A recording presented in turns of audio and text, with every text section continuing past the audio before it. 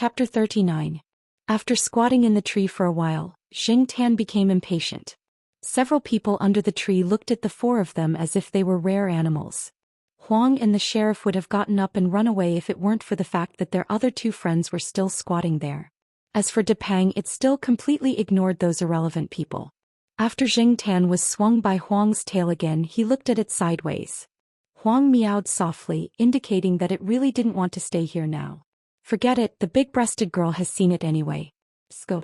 However, when Xianxia was about to get up, he suddenly heard a familiar voice.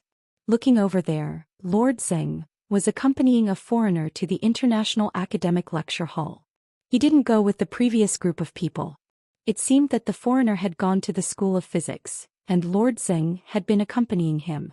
The two should be familiar with each other. Xianxia wasn't interested in Lord Zheng and the foreigner, but the two frequently mentioned a name that caught Xianxia's attention. They always mentioned Mary, and when Xianxia accompanied Little Zhou by the artificial lake, one of Little Zhou's original materials was written for My Dear Mary. There were also some blessings at the back. In addition to the original materials, there were a few books that also had the name Mary, and Little Zhou would usually annotate the books directly. In other words, these books should belong to Little Zhou. Therefore, Mary should be Little Zhou's English name.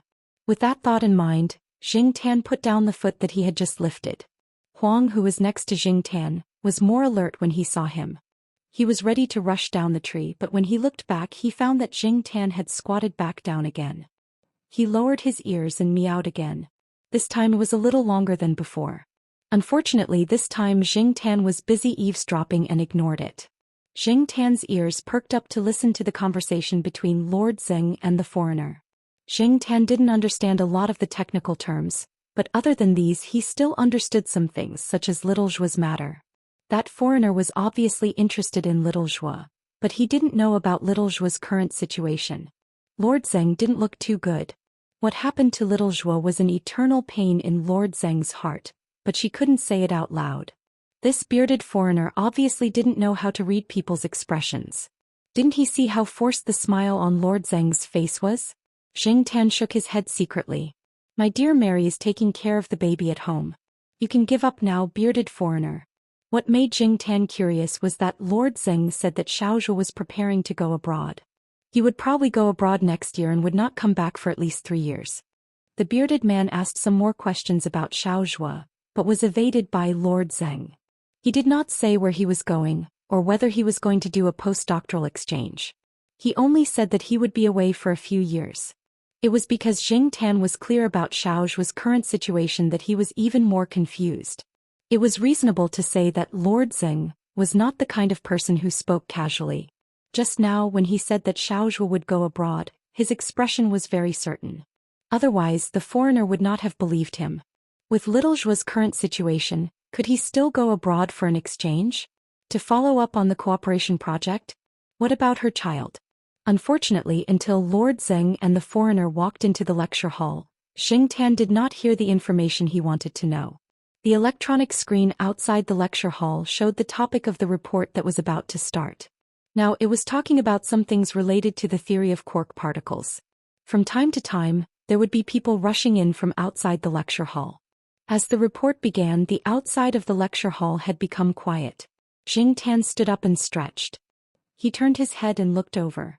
Huang and the sheriff squinted their eyes as if they were asleep. Xianxia used his tail to shake them, then jumped down from the tree and walked towards the family area. The 3 cats behind him followed one after another. Walking into the courtyard of the East family compound, Xianxia saw an old man dragging some things towards Building B. Xianxia did not know this person, but when there were people downstairs, Xianxia rarely jumped up to swipe the access card to open the door. Therefore Xianxia followed the old man leisurely not far behind. When the old man threw away the cigarette butt, he glanced at the black cat behind him and waved his hand. Go away, whose cat is this? Go away, don't think about my fish. Xianxia was speechless. Do you think I care? Below the things the old man was dragging were 2 plastic buckets. There were a few small holes in the buckets and the smell of fish came out. However, Xianxia did not want to do anything to the fish. He never ate raw fish, and other cats would have diarrhea if they ate some of the things he could eat. Xianxia ignored the old man and went downstairs to the entrance of Building B. He squatted down and watched the old man move towards him. The old man dragged the things and looked at the black cat squatting in front of the door. He hesitated for a moment, then walked up and pressed the electronic lock on the entrance. Soon Jiao Ma's voice came from inside. "Ronghan, it's me," said the old man. "Hey Dad, why are you here? I'll go down and pick you up. You don't have to come down. Just stay at home and open the door," said the old man. With a click of the door, the old man dragged the things in and Jing Tan followed behind him. There were too many things for the old man to carry in a short time. However, since they were already in the building, he was not afraid of theft. He trusted the people here. After thinking for a while, he looked at the black cat that had already rushed to the front.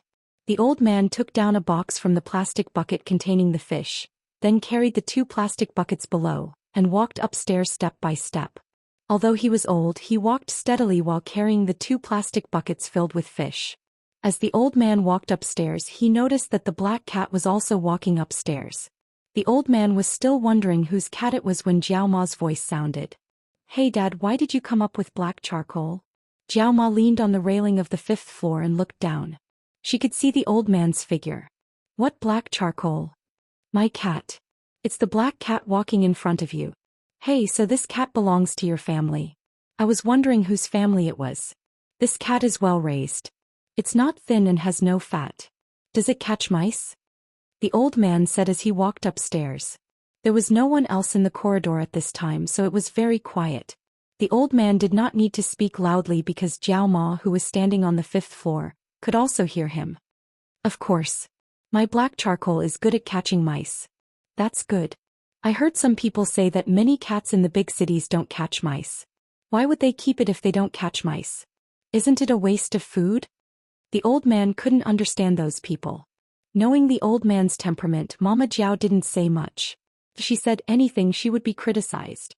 According to the thinking of the older generation, a cat that didn't catch mice wasn't a good cat, and a dog that couldn't guard the house wasn't a good dog. Many of them had gone through the dark ages and did not understand the meaning of raising a pet that ate for free. Jiao Ma was glad that her black charcoal really caught mice.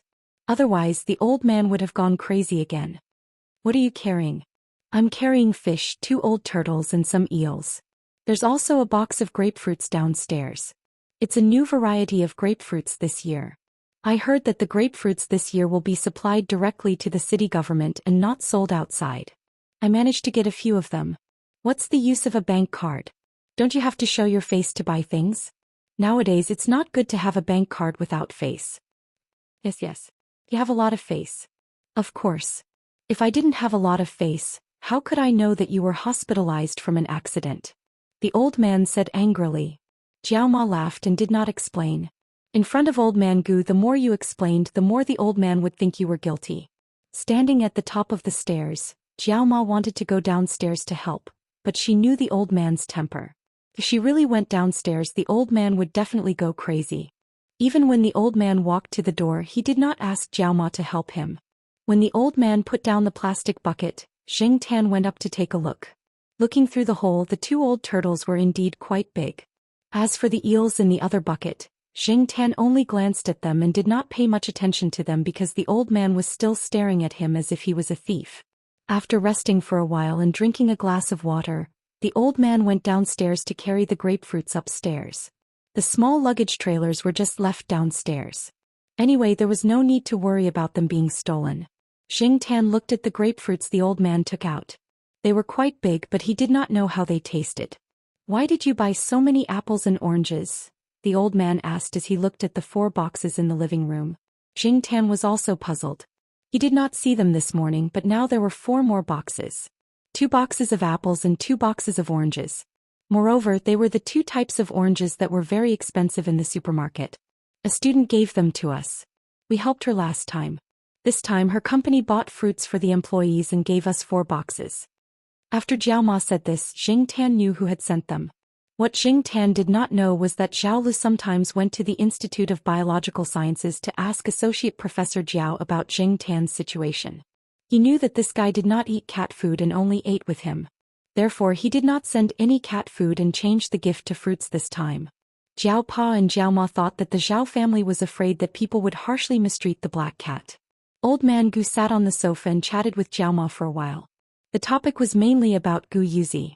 Xianxia lay on the sofa and listened to them. Even when the old man glared at him, he did not move. In the past, Xianxia did not know much about Gu Yuzi's background.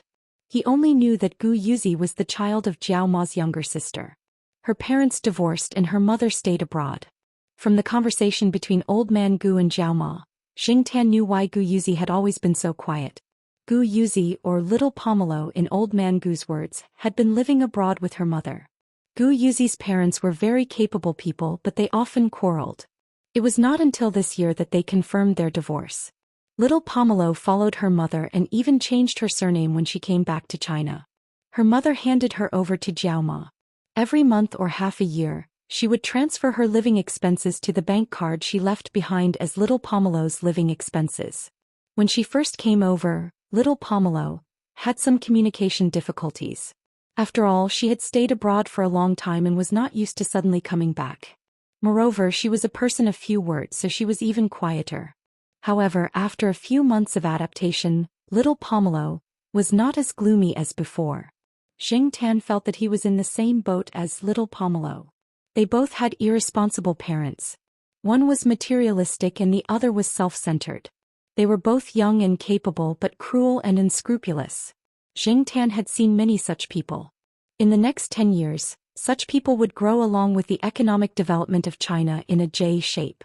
Because he had changed his surname, Old Man Gu directly asked Little Pomelo to call him Grandpa. Old Man Gu only had 2 daughters and no one called him Grandpa. Now that he had Gu Yuzi, Old Man Gu was quite fond of this granddaughter. When the 2 children returned home in the afternoon, Old Man Gu had already peeled a grapefruit and passed it to the 2 children. Then he casually put the grapefruit skin over Xianxia's head. Xianxia. Faster, thief. Old Man Gu carried Little Pomelo. You've put on some weight. Our Little Pomelo has grown taller. Little Pomelo revealed a rare smile and called out, Grandpa. After eating the grapefruit, dinner was not ready yet, so the 2 children went to do their homework. Go ahead. Grandpa will make eels for you later. Xianxia did not want to stay on the sofa and stare at the old man, so he followed Little Pomelo into the room. Little Pomelo was in a good mood today because of Old Man Gu's visit, so she was more talkative. She softly complained to Xianxia about today's art class. Usually she would talk to Xianxia when there was no one around. Many people were less wary of animals. Some people felt that talking to animals was the same as talking to oneself, but that was not the case. The speaker would feel differently. The teacher told me to draw familiar food or things that I often see in my life. I did, but Little Pomelo opened her sketchbook and placed it in front of Xianxia. She was a little disheartened. Xianxia looked at the sketchbook that Little Pomelo took out. It contained the results of today's drawing. Little Pomelo's drawing was not bad. The teacher gave a score of 92 on the spot. In Xianxia's opinion, it was already high enough. Back then his drawing was like a handicap hovering around 70 to 80. That was the result of the teacher's kindness. However, the focus of Little Pomelo's sketchbook was not on the front, but on the teacher's comments. Although not many second graders were literate, the teachers would still write some simple comments when leaving the results. However, the handwriting was not as casual as the middle school teachers. It was much neater and they would also annotate the complicated words with pinyin. This was also a process for the students to learn how to read. On the left side of the page that Little Pomelo drew today, there was a red watercolor pen that gave the results and comments. Under the score 92 was written, Soybeans and edamame are not bad. Keep up the good work. There was also a childish smiley face stamp at the end. Soybeans and edamame your sister. Xianxia looked sympathetically at Little Pomelo, who was frowning. The teacher's comments were too self-righteous. There was no other reason. The drawing that Little Pomelo had drawn was actually the cover of a biology magazine that had been placed on the coffee table in the living room recently. The 2 organisms on the cover were actually Staphylococcus aureus and Paramecium,